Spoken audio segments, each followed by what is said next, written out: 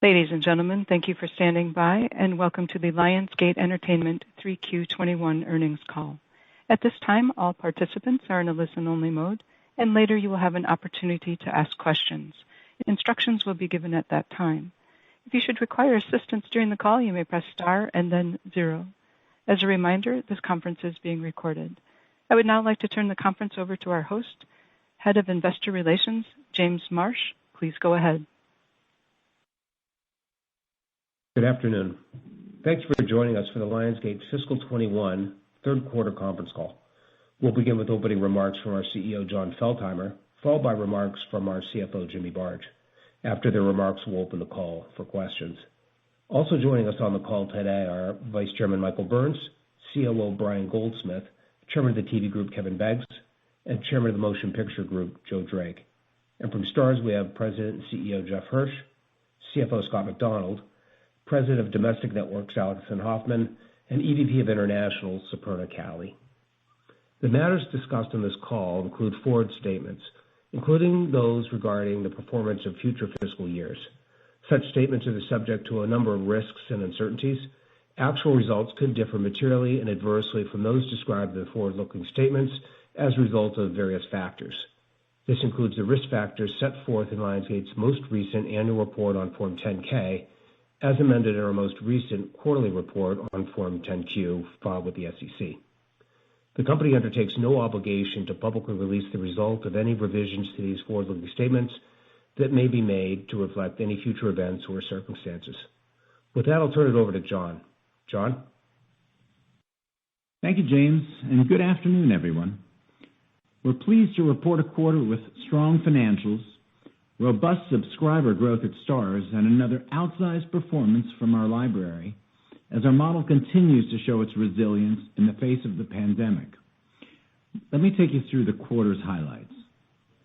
Starz continued its strong growth, gaining 800,000 subscribers in the quarter as it increased international over-the-top subscribers by 26% and posted solid gains in domestic over-the-top subs. With 28 million global subscribers at quarter's end, we're well on our way to our goal of 50 to 60 million global subscribers by 2025, the vast majority of which will be high-value streaming subs. Last week, Starz announced a new bundle agreement with Canal+ that will immediately scale our footprint in France, anticipating a future in which we expect bundles to become an increasingly important part of our distribution strategy. Our production teams have been doing a great job of keeping our television and film pipelines operating at full capacity with safety protocols in place and minimal downtime. Amazingly, in spite of the challenges, we are currently shooting 19 scripted television series and another 20 unscripted shows around the world. 5 feature films have returned to production, 3 new film productions have started, and in the coming months, we'll begin shooting the Wonder sequel, Whitebird, from director Mark Forster, Shotgun Wedding, starring Jennifer Lopez and Josh Duhamel, Are You There, God? It's Me, Margaret, from superstar producer James L. Brooks, Borderlands, teaming Kevin Hart and Cate Blanchett, and John Wick 4, of course, starring Keanu Reeves, for release next year. Our television group continued its strong year with new series picked up at Starz, Apple+, ABC, Fox, and HBO Max, while all 6 series launched last year have been renewed for second seasons, with Love Life breaking out to become the top-performing original on HBO Max as we continue to demonstrate our ability to put shows on the air and keep them there. These strong content pipelines continue to feed a library that in the quarter achieved another record $765 million in high-margin revenue for the trailing 12 months. And we've accomplished all of this while continuing to strengthen our balance sheet, ending the quarter with more than $550 million in available cash, an untapped $1.5 billion revolver, and leverage that has been reduced by more than a full turn in the past year to under 4 times, while continuing to fund the growth of all of our businesses without a capital raise and with our own free cash flow. To drill down on our performance in the quarter, I'd like to continue the narrative we began on the last call by laying out three of the broader themes that have contributed to our success. First, we continue to mobilize all of our resources behind the growth of Starz. From the acquisition 4 years ago through the international rollout that began in 2018, we've been converting and scaling Starz into a modern, data-driven global subscription leader that has become the first traditional service to have more over-the-top than linear subscribers, a critical digital inflection point. By the end of next quarter, we expect streaming revenue to surpass traditional for the first time as well. Domestically, our programming for a broad spectrum of women and traditionally underserved audiences is differentiating us from our competitors, driving subscriber acquisition and retention, and setting new viewership records. New series P-Valley and Hightown and the docuseries Seduced are resonating with our audiences. Power Book 2 Ghost set viewership and acquisition records in its first season, becoming the highest performing new series ever on Starz. With its initial season ending on a viewership high, we're bullish on the performance of future seasons, as well as upcoming installments of the Power franchise, Raising Kanan and Force. We've established ourselves as the go-to premium service for grown-up audiences. Our brand continues to set us apart in a crowded marketplace, and we have our biggest and most ambitious Starz slate coming in the year ahead. With a programming and marketing spend informed by the consumer data that we've harvested from our direct-to-consumer business, we just completed another quarter of high ARPU over-the-top domestic subscriber growth that drove solid revenue gains while we continue to convert our Comcast linear subscribers into higher value a la carte subs ahead of schedule. Internationally, we've expanded into 55 countries, including our Starzplay Arabia joint venture, with launches spanning 10 partners and 20 countries in the quarter. We also continue to bolster consumer data and engagement by rolling out our retail app in another 5 countries. Our partnerships with global streaming platforms and top local distributors alike are thriving. From Ghost to Gangs of London, Seduced to Spanish Princess, our best of global SVOD content strategy is resonating with consumers, helping to drive our second straight quarter of nearly 30% over-the-top subscriber growth. We're capitalizing on our early traction by building scale in existing territories while opportunistically expanding into new ones, most recently leveraging the fast start of our Indian platform Lionsgate Play into Indonesia. Second, we continue to accelerate the convergence of our studio and platform businesses to support this growth, whether lining up 20 Lionsgate Television premium series for Starz, using our library to drive Starz international growth, or leveraging our properties and talent relationships across all of our businesses. This afternoon, we announced that our collaboration with 3 Arts on The Serpent Queen, the story of French royal Catherine de Medici from Bohemian Rhapsody's Justin Hayes, executive produced by Hunger Games franchise director Francis Lawrence and 3 Arts' Erwin Stoff, has been greenlit at Starz. It's the latest example of our ability to marshal all of the resources within our Lionsgate family to support the growth of Starz. As everyone scrambles to vertically integrate their legacy businesses behind the growth of new streaming platforms, our ability to continue converging our studio, platform, and talent businesses is critical. Third, we continue to deepen our content pipelines while taking advantage of our distribution optionality. Our strong performance in fiscal 21 allows us to greatly increase our content and marketing investment in fiscal 22 to be funded with our own cash flow. We're responding to the record imbalance between content supply and demand in the marketplace by expanding our slate at Starz, ramping up our scripted series production at Lionsgate Television, and readying a robust film slate that anticipates theaters coming back next year while addressing huge demand for content across all platforms. Our success in generating strong returns from early PVOD, multi-platform, and hybrid models for the films Fatale, Antebellum, Run, I Can Only Imagine, and The Secret, speaks to our ability to monetize current films while at the same time working with our theatrical exhibition partners to plan for the future. One full year into the pandemic, our businesses are doing well, adapting to the changes, overcoming the headwinds, and delivering a strong financial performance while creating evergreen value for the future. We owe much of the success to the amazing resilience of our employees and our creative talent family, who have doubled down on their collaborative team spirit, innovated new ways of working and communicating, and demonstrated strength and resourcefulness in the face of adversity. Now I'd like to turn things over to Jimmy. Thanks, John, and good afternoon, everyone. I'll briefly discuss our fiscal third quarter financial results and provide some color on our outlook. The fiscal third quarter adjusted OIBDA was $134 million, up 8% over last year, and driven by strong performance in television, with total revenue coming in at $836 million. Reported fully diluted earnings per share was a loss of 6 cents, and fully diluted adjusted earnings per share came in at 21 cents per share. Adjusted free cash flow for the quarter was $111 million. Now let me briefly discuss the fiscal third quarter performance of the underlying segments compared to the prior year quarter.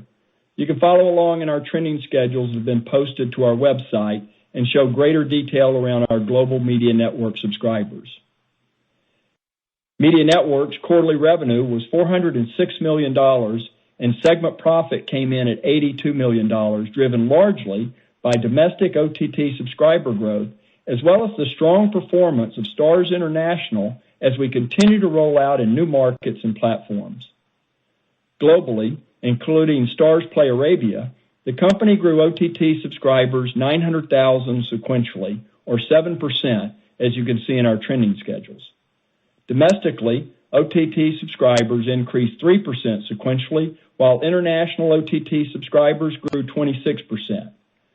Total global Media Networks OTT subscribers reached 14.6 million, while MVPD subscribers stayed constant at 13.4 million, for a total of 28 million subscribers.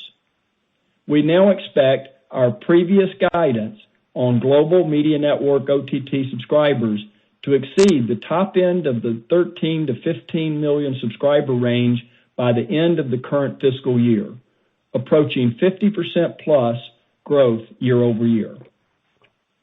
Now turning to our Motion Picture Group.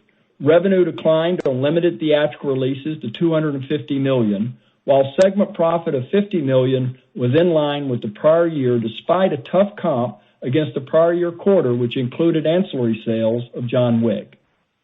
And finally, we had strong performance in television, where revenue for the quarter came in at $228 million, and segment profit increased to $30 million, driven by additional Mad Men licensing and episodic deliveries. On the balance sheet, we continue to reduce leverage, ending the quarter at 3.6 times trailing adjusted OIBDA, or just under 3 times excluding our investment in Starz Play International. We continue to retain significant liquidity with $551 million of cash on hand and a $1.5 billion undrawn revolver. We remain committed to strengthening our balance sheet and paying down debt. Now I'd like to turn the call over to James for Q&A. Great. Thanks, Jimmy. Carolyn, can we open it up for Q&A? Absolutely. Thank you. And ladies and gentlemen, if you wish to ask a question via the phone, you may press 1 and then 0 at this time. If you are using a speakerphone, please pick up the handset before pressing the numbers. And once again, if you do have a question over the phone, press 1 and then 0 at this time. One moment for our first question. Our first question comes from the line of Steve Cahill from Wells Fargo. Your line is open. Please go ahead. Thanks. Maybe, Jimmy, to start off, was wondering, with just about a month left in the fiscal year, could you maybe give us what your outlook is for fiscal 21? And then John and Jimmy, fiscal 22 is probably going to look a lot different. So could you give us any sense of how we think about both the cadence for fiscal 22, but maybe also just as folks are maybe reallocating some budget from in-home entertainment to out-of-home entertainment, and you've got a bit more cost coming online, how you think about the margins in a year like fiscal 22? Thanks. Sure, Steve. Thanks for the question. Look, in terms of fiscal 21, as we said from the beginning of the year, that fiscal 21 was going to be more front-end weighted. So, and as we look ahead to the segments, we continue to see Media Network segment being flattish relative to the prior year on a full year basis, and that's as we reinvest excess profits there to de-risk the model and position us for future growth. And in Motion Picture Group, as we said before, I think, over the remainder of the year, profits will continue to moderate sequentially, particularly with P&A spend on Chaos Walking as that increases in the fourth quarter. And then in TV, we remain on track for significant growth there, profits up 50% for the full year, as John's noted in earlier calls. So, that kind of rounds out how we would, finalize fiscal 20 or what we're seeing there. And 21. And in terms of fiscal 22, looking ahead, there we expect the cadence to be more back-end loaded, so just the inverse of fiscal 21. So back-end loaded in fiscal 22. Look, we expect strong operational performance in 22. We're going to be seeing that with increased investment in content and marketing, as you've heard. With regards to the various businesses, looking at Stars, it'll reflect the impact and the timing of our content and marketing spend. In Motion Picture Group, the P&A spend is going to be more front-end loaded here because of the a more front-end loaded first half theatrical release slate, and then likewise more back-end loaded in terms of TV, in terms of episodic deliveries. I would say Weeds is available in the first quarter of this year, fiscal 22, that is. So we've got a strong fiscal 22, and it's back-end loaded. Yeah, I'd echo what Jimmy said. I think all of our core businesses won't look that different. I mean, we're going to have a strong library year. We're going to continue to sell into a strong demand. Our TV business is strong. As I mentioned, we've got 39 shows going on right now. And we like the trajectory of our Stars business, both domestically and internationally. So, I think it's going to be another strong year, as Jimmy said. Thanks. That's a lot of great color. Maybe if I could ask a quick follow-up. You've done a great job of getting leverage down into the threes. Should we expect that to tick up a little bit in fiscal 22? Yeah, sure, Steve. Look, you're right. We're down 1.5 turns in the first 9 months of this year.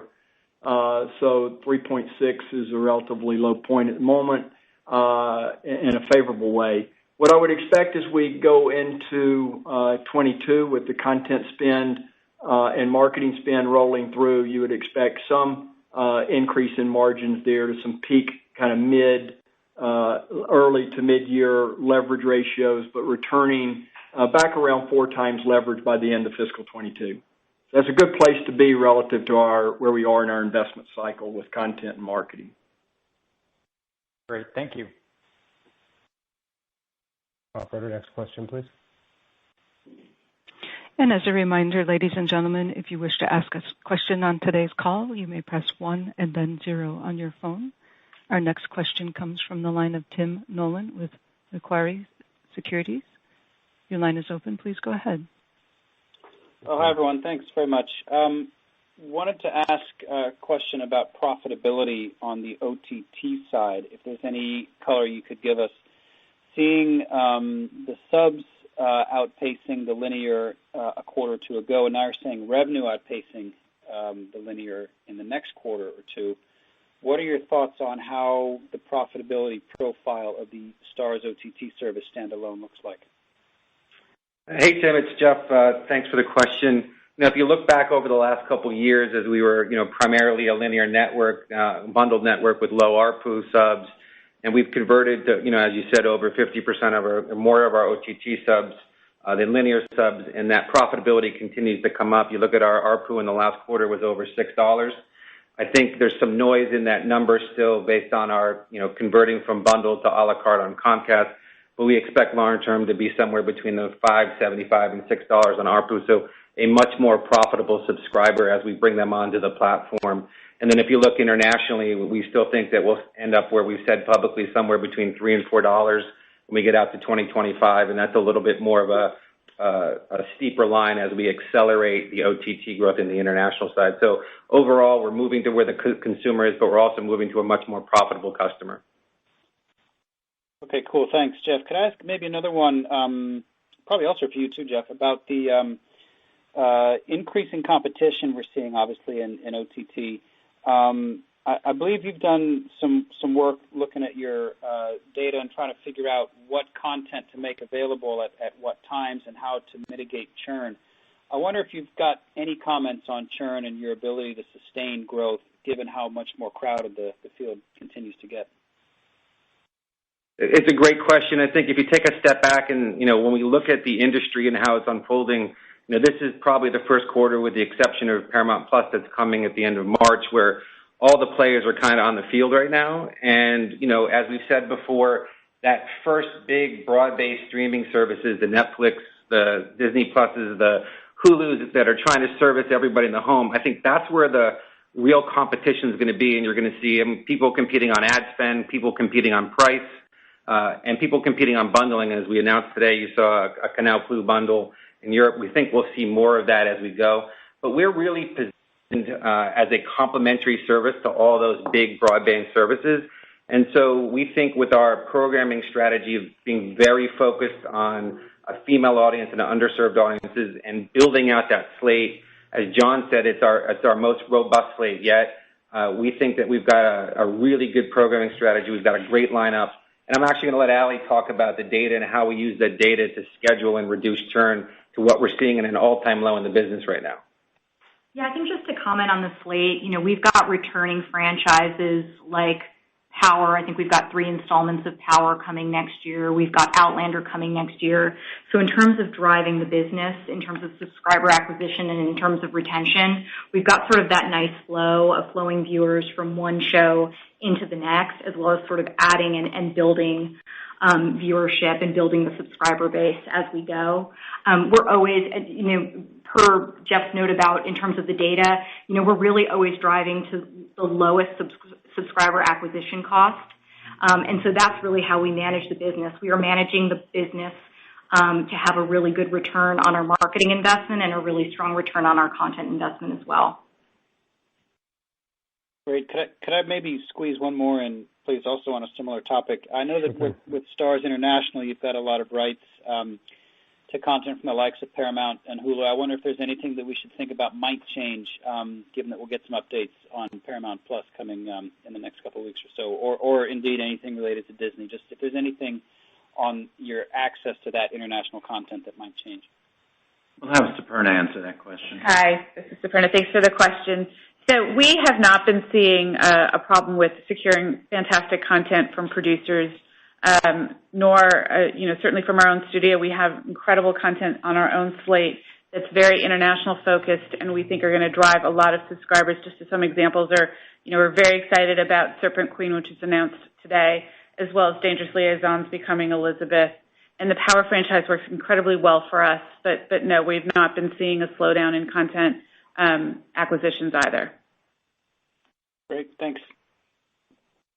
Good. Carolyn, next question.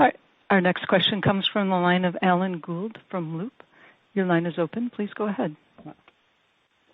Thanks for taking the question. I'm going to do sort of the flip side of Tim's question and address it to Kevin.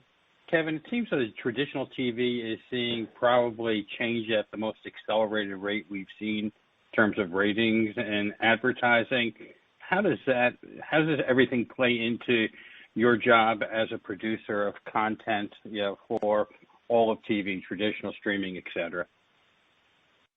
Thank you. It's a great question. It's actually never been more robust. John touched on our production slate, which includes 13 series for Starz and a dozen more in development.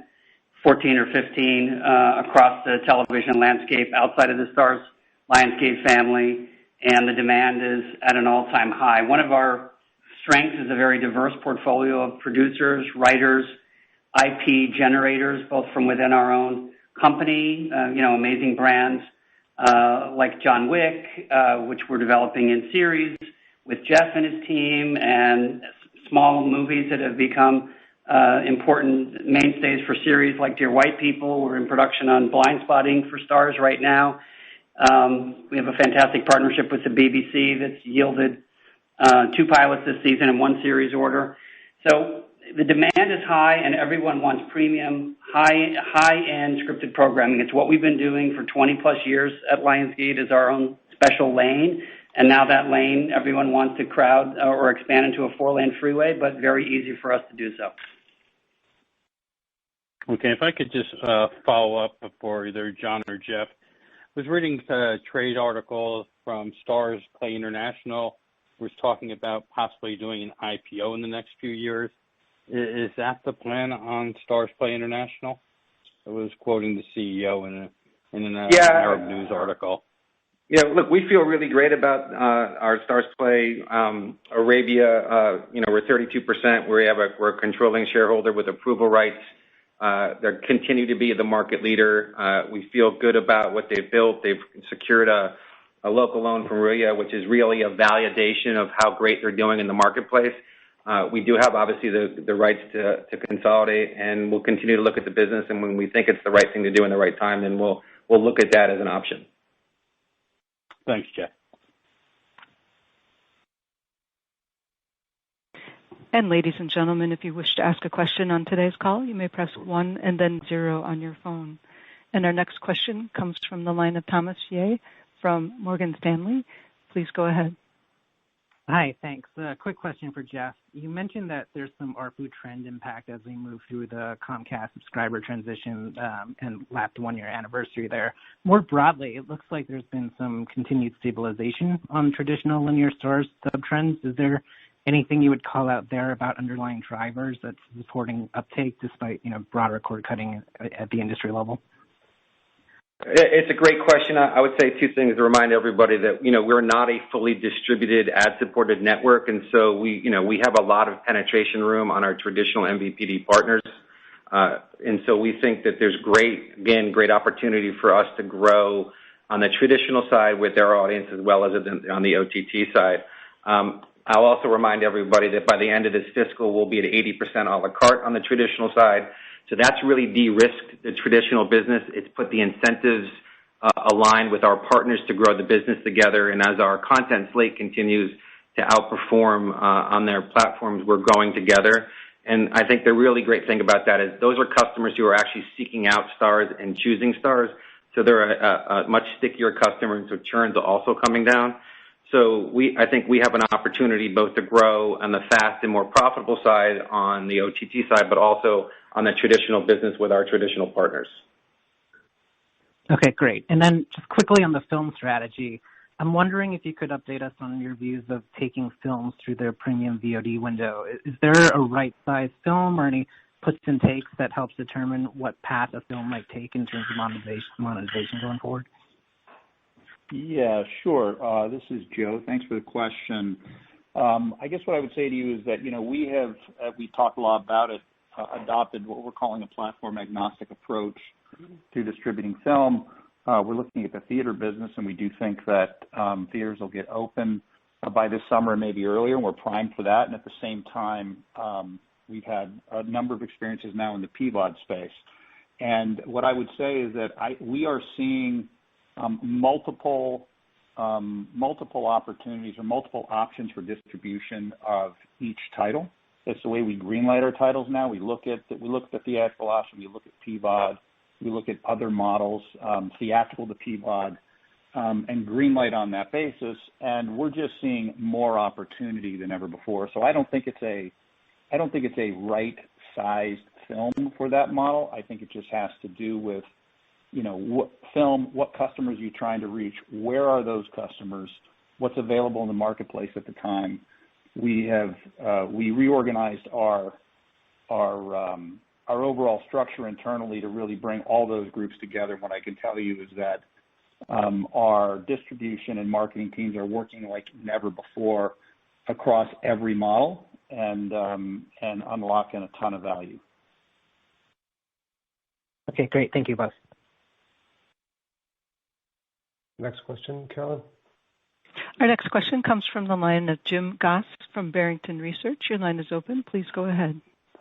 Jim? Okay, thanks. A couple of questions. One, regarding the film slate, and you made an interesting point about sort of John Wick maybe perhaps being fodder for a series. Do you see more and more opportunity for increasing interplay between the film and TV production, especially since Starz has been, improving its presence? Absolutely. Look, you've heard us talk about Lionsgate 360 a lot over the last couple of years.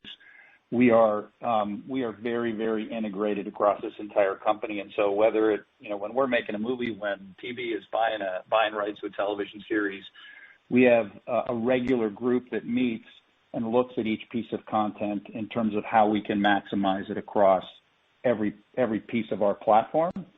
I think John Wick and the Continental series is a great example of that, but there are a number of properties. 1619 is a great example of that, where we're working together to make sure that we're maximizing the value.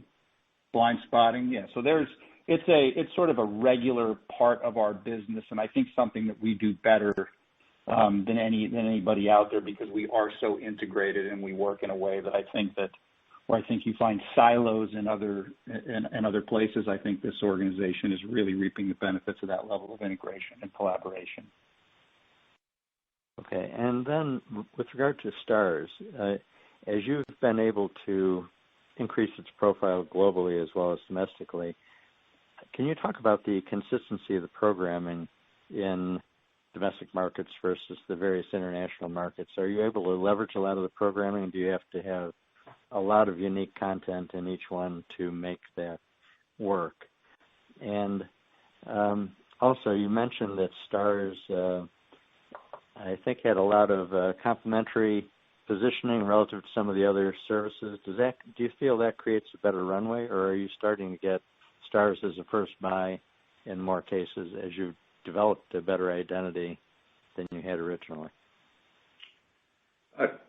Good question. So I think first and foremost, the international expansion, is really predicated on leaning on the domestic business as a foundational element. And so the slate, as we continue to, increase the marketing and the spending on the domestic content, it has to work globally. And so if you look at Girlfriend Experience as a perfect example, that had been a domestic show. We had moved the storyline to London with a very international cast, with a very international storyline. That should work all over the world. The Power franchise is, one of the best performing shows in the UK and in France and in some markets in LATAM. And so as we look at putting shows on the domestic network, we're always looking at how does that play internationally. But we also know that some of those shows won't play internationally, so we are augmenting those shows with third-party purchases from other partners domestically.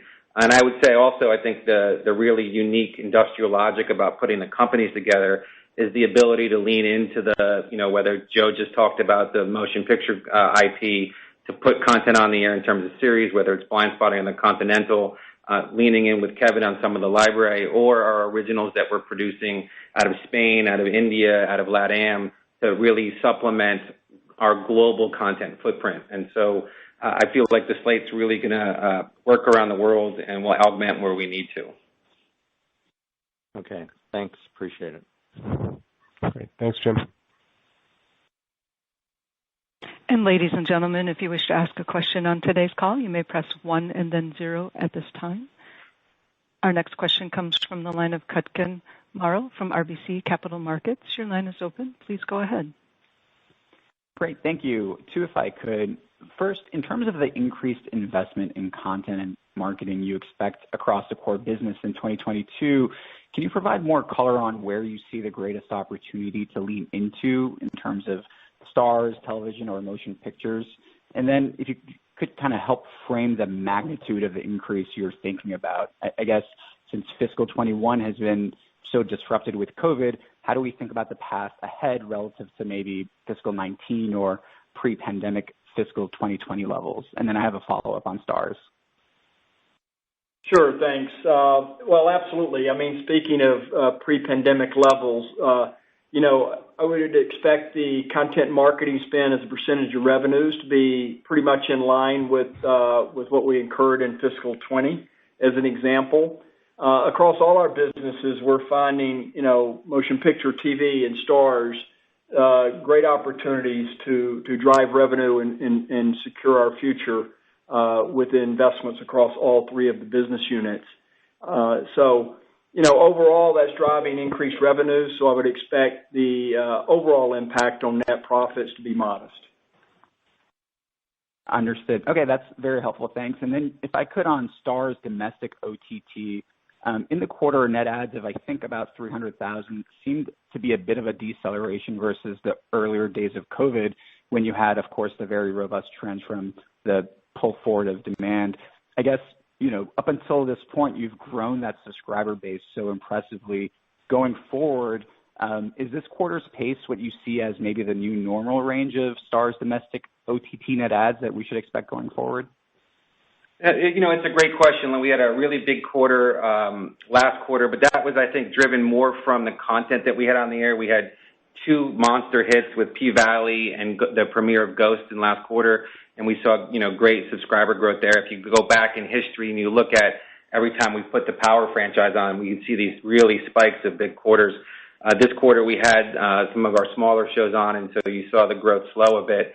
But we expect fourth quarter globally to look much more like second quarter in terms of the cadence of subscriber gains. And then as John said in his prepared remarks, we're coming to our most robust and fully complete slate that we've ever had in the business with, 3 Power shows, P-Valley coming back, Hightown coming back, a bunch of new content that, we're about to announce. And so it's our best and most complete slate. And so you'll see, acceleration and growth, but also we've scheduled this, and Allie can talk about it in a minute. We've scheduled it to help reduce churn. And so as we fill out 2 shows on the air every week, 52 weeks a year, we should continue to see churn come down to an all-time low and accelerate the business even more on the front end. Allie, you want to add anything on that? Yeah, no, just we will be consistently on the air with shows for women and underrepresented audiences next year. And just to repeat what Jeff said, 3 installments of the Power franchise and also Outlander happening next year, in addition to a slate of other new series that we really have, great expectations for. Thank you so much. And our next question comes from the line of Alexia Quadrani from J.P. Morgan. Your line is open. Please go ahead. Thank you. I wanted to follow up on your... hey there, how you guys doing? I wanted to follow up on your earlier comments about distribution, theatrical versus streaming, and just dig into that a little bit further. Ultimately, I guess when the pandemic is behind us, I'm curious how you see, the distribution sort of platform how much has it changed in terms of, the decision of how much goes to, traditional box office versus streaming. And also if you have any color on how maybe the economics of the various outlets, impact your business. And then I have a follow-up. Sure, Alexia. So what I would say to you is that much like Stars, we're moving, we've leaned heavily into content.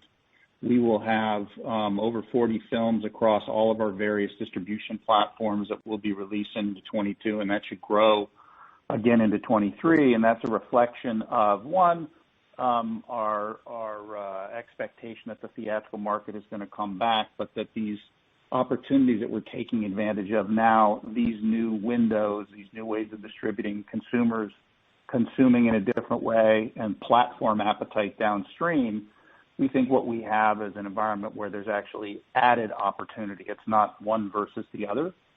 And so we leaned into content accordingly. We've structured the business accordingly. As it relates to the metrics, certainly what we've seen in the last year is that when you are able to collapse some of these windows, you move quickly from theatrical into PVOD or directly into PVOD, and then move up some of your other windows depending on the particular film. What you're doing, and you can also gear marketing spending differently. We've been able to be more efficient in certain cases with our marketing spend. We've been able to accelerate cash turn in some of these new models, and so it's actually improved our metrics on our films that are released in these alternative models.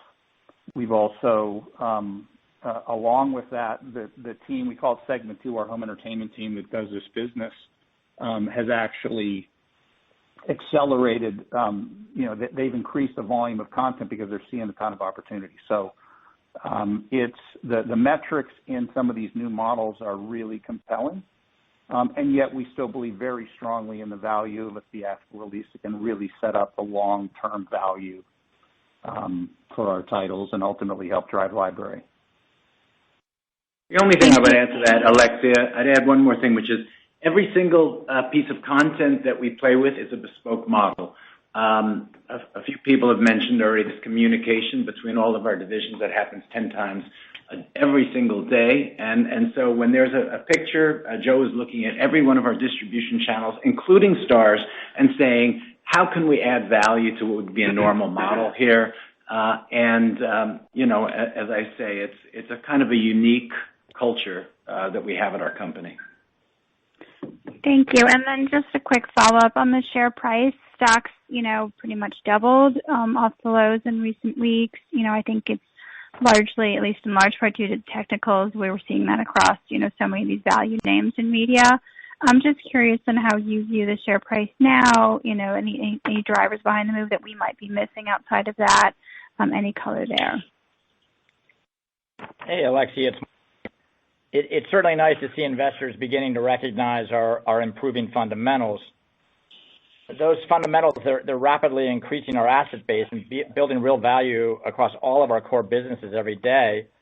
And we obviously appreciate the attention the equity is starting now to garner. Thank you. And ladies and gentlemen, if you wish to ask a question on today's call, you may press 1 and then 0 at this time.